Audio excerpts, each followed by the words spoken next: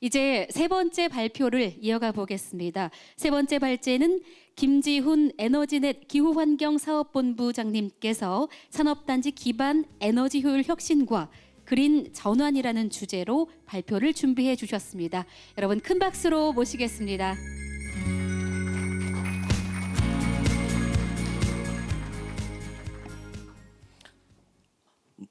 네, 반갑습니다. 저는 주식회사 에너지넷의 김지훈 본부장이라고 하고요. 잘 모르실 수도 있는데 저희 원래는 지금 자리를 봤을 때 저희 대표님이신 켄텍의 교수님이신 윤재호 교수님 오셨어야 될 것 같은데 우선 제가 발표를 맡을 만큼 지금은 제 중심으로 제가 할 수 있는 만큼 최대한 열심히 좀 해보도록 하겠습니다. 지금 앞에서 설명을 했을 때 기후 변화 얘기라든지 그리고 분산 에너지 얘기 그런 약간 제 입장에서는 좀 더 거시적인 얘기들을 좀 많이 다뤘다면 저 같은 경우에는 좀 지금 주제를 보시면 알겠지만 산업단지라는 거하고 그 다음에 에너지 효율이라는 그런 부분으로 좀 얘기를 하려고 하고요. 그리고 아까 맨 처음에 얘기하셨던 것처럼 시민 참여에 대한 부분도 조금 가미를 해서 제가 또 예시를 들어가면서 좀 얘기를 하도록 해보겠습니다. 네. 우선 발표에 앞서서 제가 지금 뭐 이력이라기보다는 제가 그 이때까지 경험해왔던 토대로 흐름을 한번 좀 정리를 좀 해보려고 하는데요. 우선은 예전에 제가 에너지에 대해서 처음 몸을 담았을 때가 2012년 1월쯤이었습니다. 네, 그때쯤 제가 이제 사업을 본격적으로 에너지에 대한 부분을 이제 몸을 담으면서 그때 당시에는 그냥 단순한 사업이었어요. 설비를 그냥 교체하는 그냥 그런 수준의 사업이었다가 그렇게 지내고 제가 사업을 하고 있다가요. 나중에 이제 이런 사업들이 결국에는 이제 지금은 지원이 워낙 그 보편화돼 있지만 그때 당시만 해도 이제 에스코라든지 대출 자금들이 굉장히 흔했습니다. 굉장히 붐이었었고요. 그렇게 진행하다가 지원 사업이 나오게 되었어요. 뭐 한국에너지공단이라든지 환경공단이라든지 그런 곳에서 주로 나왔고 그때부터 대출 사업들이 점점 줄기 시작하더라고요. 그리고 복합 사업이라는 건 제가 그냥 명칭을 붙였을 뿐인데 이런 것 같은 경우에 그때 당시 그냥 개체만 하면 끝난 거였지만 어느 순간 에너지가 부각이 되면서 VSD, 인버터 여러 가지 이제 에너지 절감할 수 있는 설비들도 복합적으로 좀 하라라는 그런 취지로 진행이 되었었고요. 그리고 외부 사업이라는 개념이 또 들어갔었어요. 그 이후에 여기 계신 분들 대부분 잘 알고 계시겠지만 간단히 설명을 드리자면 우리나라의 이제 그 배출권 거래제 기업이라는 것들이 막 목표 관리제 여러 가지 분류가 있잖아요. 결국 이제 에너지를 줄이면 줄인 에너지만큼 배출권으로 인정을 해주는데 그거는 위에 있는 큰 에너지 많이 쓰는 기업들에 한해서고요. 시장을 좀 더 넓히고자 그런 기업들이 아니더라도 에너지를 줄이면 어떻게 방법론을 통해서 그걸 인정을 받아서 그 주식증 같이 발급을 해주는 게 있습니다.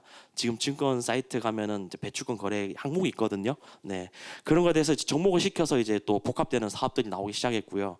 그리고 예전부터 있었지만 또 제어에 대한 아이템이 하나씩 정해지기 시작했어요. 뭐 공기압축기 제어, 뭐 지금은 잘 에너지가 약해서 안 했지만 뭐 스마트 조명 제어라든지 아니면 뭐 집진기 제어, 로우 제어 여러 가지 제어들이 나오기 시작했고요. 그리고 시스템에 대한 개념이 옛날부터 있었지만은 인프라에 대한 확장이 되면서 팸스라는 개념이 나오게 됐어요. 보통 이제 이런 명칭들이 뭐 규격화돼 있다기보다는 뭐 ENMS, 팸스, 뭐 스마트 공장 여러 가지 있지만 결국 EMS 고요. F 팩토리 붙여가지고 팸스 이런 개념들이 나오게 됐습니다. 그리고 아까 얘기하셨던 ESS 뭐 신재생 에너지 개념들이 나오기 시작했고요.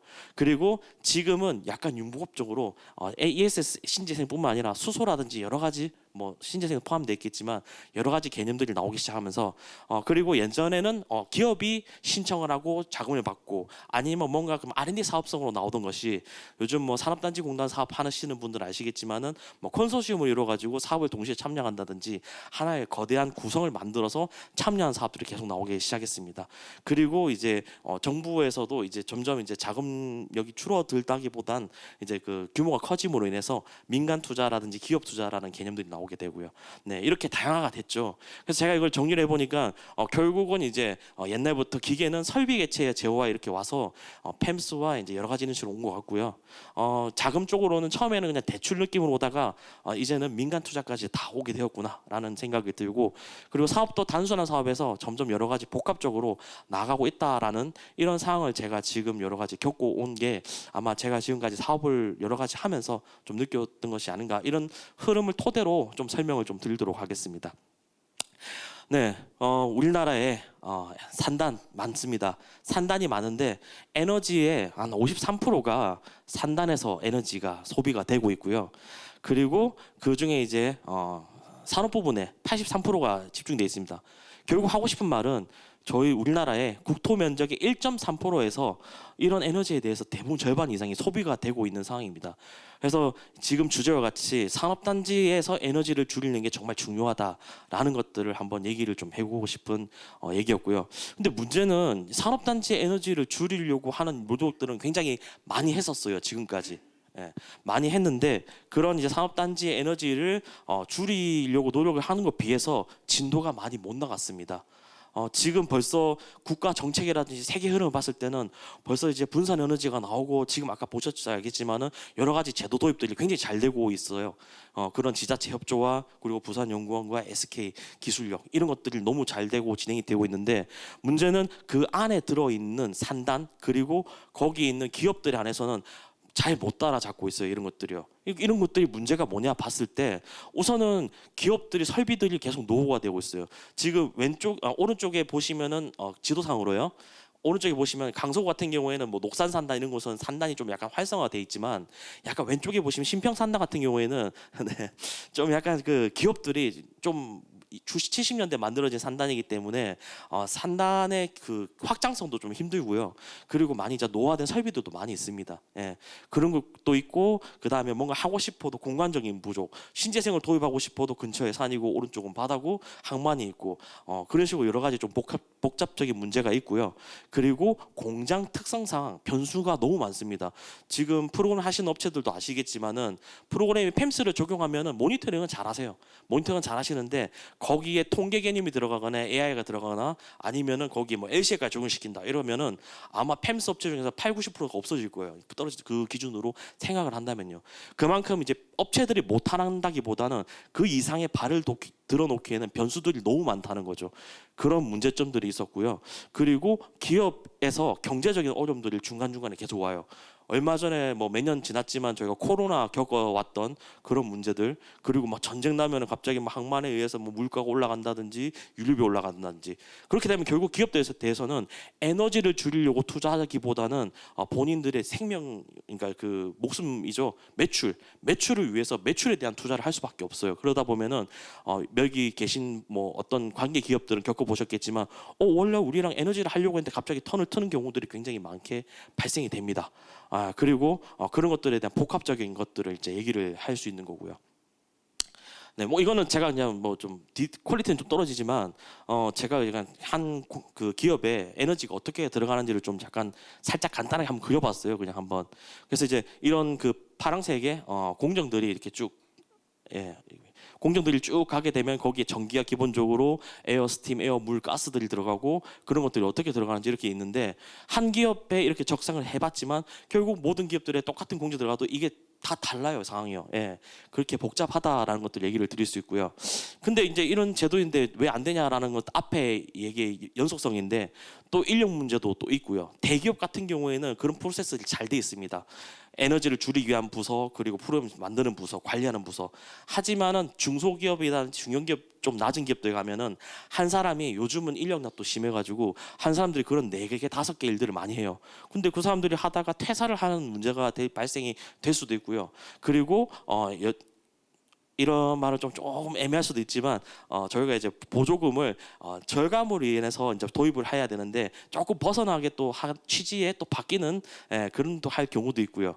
그리고 또 이게 좀 큰 것 같은데 담당자들의 인식이 좀 부족합니다. 아까 전에 우리가 여러 가지 여기 포럼 앞에 했던 내용들을 들어보면 뭐 얘기 나오지 않았지만은 뭐 CBAMA라든지 탄소 중립이라든지 뭐 ESG 에너지라든지 여러 가지 해외라든지 국내에 대한 정책들이 많아요. 근데 결국 그건 공장들은 솔직히 관심이 없을 경우도 있고요. 그리고 거기에 대해서 따라가지를 못하고 있는 실정입니다. 예, 그리고 아까 얘기했던 경기 불확실성도 있고요. 네. 그래서 이제 저희 우리나라 같은 경우에는 이제 뭐 태양광, 뭐 지열, 바이오 여러 가지들을 하고 뭐 ESS 분산 에너지 여러 가지들을 막 지금 신재생적으로 많이 하고 있지만 또 아까 보시면 알겠지만 뭐 바다를 활용한다든지 그다음에 또 지역을 하나 또 만들어 가지고 ESS에 대한 그런 이제 팜을 만들어서 좀 진행을 한다든지 여러 가지 있지만 그렇게 하기에는 산단 개념, 기업 개념에서는 그거는 부주약보라든지 인허가 제도에 대한 부분이 너무 힘들어요. 예, 그래서 그런 거시적으로 봤을 때는 좋은 사업이지만 또 기업 입장에서는 또 애매한 그런 또 받아들일 수 있다라는 게 조금 문제점이 있었고요. 예, 그래서 산업단지 전환을 가로막는 이런 여러 가지들에 대한 장애물도 인해서 아무리 이제 국가에서 좋은 사업들을 많이 내놓고 있는 건 저도 잘 알고 그리고 에너지공단에서는 에너지, 뭐 환경공단에서는 뭐 복합적, 산업단지공단에서는 뭐 산업단지에 지금 이제 DX를 거의 마무리를 짓고 AX를 넘어가고 있는 이 시점에서 이런 것들이 어떻게 잘 적용이 될 수 있을까라는 것들을 고민을 좀 해봤습니다. 네. 그 전에 이제 앞서 조금 더 설명을 좀 드리자면 아까 똑같은 얘기긴 한데요. 지금 이제 저희가 이제 인더스트리 4.0이라는 얘기는 이미 좀 몇 년 전 얘기예요. 하지만 아직 인더스트리 4.0을 제대로 도입을 하는 기업을 솔직히 제가 잘 보지를 못했고요. 그리고 여러 가지 이제 지금 옛날부터 고효율 지원, 팸스, 통합 모니터링, DX, AX 이렇게 단계는 나가고 있지만 여전히 기업들은 그걸 쫓아가는데 너무 허덕이고 있다라는 것들을 한 번 더 느끼고 있는 지금 상황입니다. 네. 그래서 이제 여러 가지 이제 해외에서 그런 사례들을 좀 봤어요. 근데 이걸 보면서 앞서 제가 조금 설명을 드리고 싶은 게 뭐냐면은 해외에서는 국내와 별반 차이가 없습니다. 기술력은. 저 솔직히 국내 기술력이 딸린다고 생각은 하지는 않습니다. 제가 뭐 해외를 많이 나가본 건 아니지만요. 근데 단지 그냥 제도 차이죠. 예를 들어서 옆 나라 일본만 해도 일본은 지자체라든지 그리고 발전사에 대한 민영화 아니면은 거기 아시는 분 아시겠지만 50과 60Hz가 나눠져 있어요. 발전소도요. 그런 이제 우리나라와 다른 제도 그런 것들이 많기 때문에 제도 적용이 조금 어렵고 그리고 그런 것밖에 없는 거지. 기술력은 저희가 그런 게 아니에요. 자. 그런 기준을 좀 봤을 때 덴마크 같은 경우에도 막 해외에서 이게 뭐 심비오시스 해가지고 여러 가지 얘기를 하지만 결국은 이 덴마크도 결국 이제 그 산단에 여러 가지 지금 산업단지 공단에서 좀 하고 싶어하는 거긴 한데 지금 뭐 전기 그리고 뭐 가스 그 다음에 뭐 좀 갈 수 있으면 뭐 에어라든지 여러 가지 이제 그런 것들 폐기물 그런 것들에 대한 어떻게 이동을 하고 하는 리얼리티 모니터링, 실시간 모니터링을 만들어 가지고 이런 것들 추적을 하고 관리를 하고 거기에 대해서 에너지를 줄이고 그 다음에 작년에 아마 R&D 사업으로 떴겠지만은 에너지를 어떻게 좀 이 기업에서 에어가 모자라면 저쪽에서 공급을 해준다든지 여러 가지 이런 것들을 좀 할 수 있는 기반을 여러 가지 마련을 하고 있더라고요. 네. 그리고 독일 같은 경우에도 열방압 발전이 만들어진 건 좀 됐어요. 2016년도인가? 네.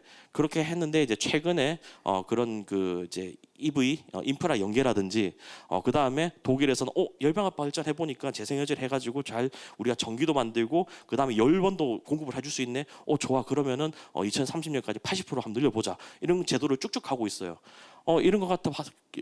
이런 거라든지 그리고 아까 일본 그 얘기를 하셨는데 일본도 그런 여러 가지 그 지역 맞춤 아리백 전략을 많이들 하세요.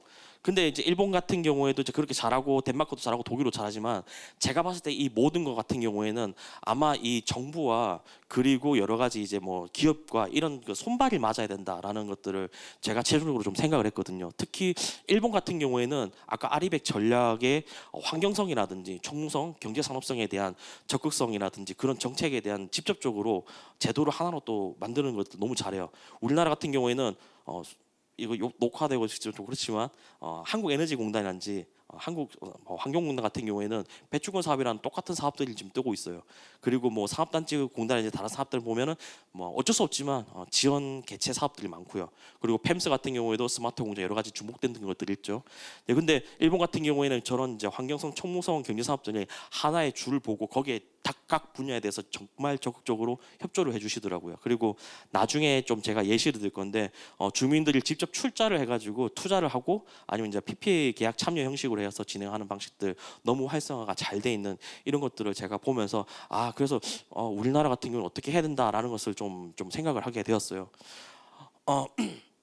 자, 그리고 그 결과를 내기 전에 조금 설명을 좀 더 하자면은 그리고 아까 이제 DX, AX 얘기했던 부분도 이것도 좀 개념을 정리해야 될 것 같은데, DX는 이제 디지털 부분이고 이제 AX는 AI잖아요. 앞에 나왔던 GX는 이제 그린이고요. 세 개를 다 같이 얘기지만 이제 보통은 이제 DX하고 AX를 얘기를 하거든요. DX 같은 경우에는 지금 이때까지 우리가 깔아왔던 인프라와 그리고 절감할 수 있는 제어들을 모두를 묶어가지고 최대한 디지털화 시켜가지고 표현을 하는 그 단계를 이제 DX라고 보고 있고요. AX 같은 경우에는 그 모든 것들, 지금 에너지뿐만 아니라 우리나라의 그 여러 가지 이제 물류 체계, 그다음에 여러 가지 복합적으로 이제 묶어가지고 하나의 통합적으로 하기 위해서 이제 AX를 진행을 하고 있는 상황이라고 저는 알고 있습니다. 네. 그래서 이제 결론적으로 이제 부산 같은 경우에는 여러 가지 앞에 했던 것들을 통해서 지금 보시면은 대기업 지금 이거를 이제 어떻게 설명될지 모르지만 기업들이 조금씩 나가는 이유가 부산이 잘못해서 그런 건 아니고 기업이 잘못해서 그런 건 아니고요. 기업은 크고 싶은데 부산에 이제 뭐 지역이 모자라는 경우도 있고요. 그런 식으로 해가지고 여러 가지 좀 문제점들이 있고요. 그리고 우리나라 같은 경우에는 그 한전에서 전기를 보통 다 생산을 하고 여러 가지 관리를 하다 보니까 결국은 우리나라에는 여러 가지 피크에 대한 부분이 논점이 너무 많습니다. 그래서 항만 물류 산업 복합 구조에 이제 전력 피크 집중을 좀 하면 좀 어떨까라는 좀 생각을 좀 해봤고요. 그리고 부산형 팸스를 만들어서 시민 참여해서 협의체를 구성한다든지 주민 주도 태양광 실증 사업을 한다든지 좀 하는 것들을 좀 생각을 해봤는데 어차피 그 디테일한 것들은 앞에서 설명을 하셨습니다. 네, 그래서 조금 여기서 예시를 조금 한번 얘기를 드리자면 저쪽 위쪽 지역 같은 경우에는 뱀스라는 것은 이제 빌딩 에너지 매주먼트 그 시스템이거든요. 그래서 그 뱀스에 대해서 에너지를 절감하거나 하는 것들에 대해서 그 뱀스에 참여하는 그 주민이라든지 그런 동 아파트에 대해서 포인트를 지급을 하시더라고요. 그 포인트들을 또 주민들이 모아가지고 근처에 협약이라든지 또 연계를 가지고 있는 마트 또는 그런 곳에 가서 물건을 살 수 있게 만들고요. 당연히 이제 우리 입장에서는 이제 에너지를 절감해야 된다 하고 있지만 주민들의 인식은 따라가기 힘드실 거예요. 왜냐하면 저는 2012년도에 이 사업을 들이기 전에 공장이 뭔지도 몰랐어요, 솔직하게는요. 예, 그 정도로 아마 주민들도 공장이겠지. 근데 뭐 어떻게 하는지 아무것도 모르실 거거든요. 근데 그런 분들이 참여를 하실 거면은 제 생각에 그분 입장에서 혜택을 보실 수 있는 것들을 만들어 줘야 된다고 생각은 하거든요. 여러 가지 아까 포인트제라든지. 예, 그래서 그런 식으로 해서 부산시가 좀 나왔으면 좀 좋겠다 생각을 하고 있고, 제가 정확히 얘기 드리기 좀 힘들겠지만은 제가 지금 저도 이제 공공기관과 한 기관과 부산시 특화 사업을 또 만들고 있어요. 그런 식으로 또 여러 가지 이제 사업들을 만들다 보면 또 하나에 묶이지 않을까라는 좀 생각을 하고 있습니다.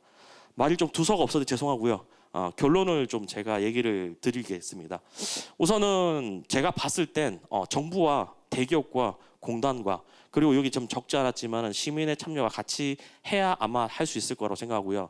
조금 더 결론을 내리자고 보자면 뭐 환경부나 산업부나 너무 여러 가지 협조도 필요하겠지만 저는 조금 더 대기업이 중심을 해서 좀 나갔으면 좋겠다는 생각이 듭니다. 왜냐하면 산업단지는 결국 개별입니다. 기업들이 개별인데 그 기업들 중에서 따라갈 수 있는 기업과 못 따라가는 기업들이 나눠지는 게 딱 그거더라고요. 여기는 대기업이야. 그러면 이미 제도가 다정되고 잘 가요. 그리고 여기는 뭐 현대 죄송합니다. 네, 현대 1차 밴드다. 뭐 어디 1차 밴드 이러면 거기서 정책이 내려와요. 예를 들어서 뭐 현대자동차도 뭐 성화혜택 같은 경우에도 여러 가지 정책이 내려오면 따라잡기 위해서 뭐 팸스를 설치하고 LC의 도입을 위해 보고를 위해서 여러 가지 하고 있거든요.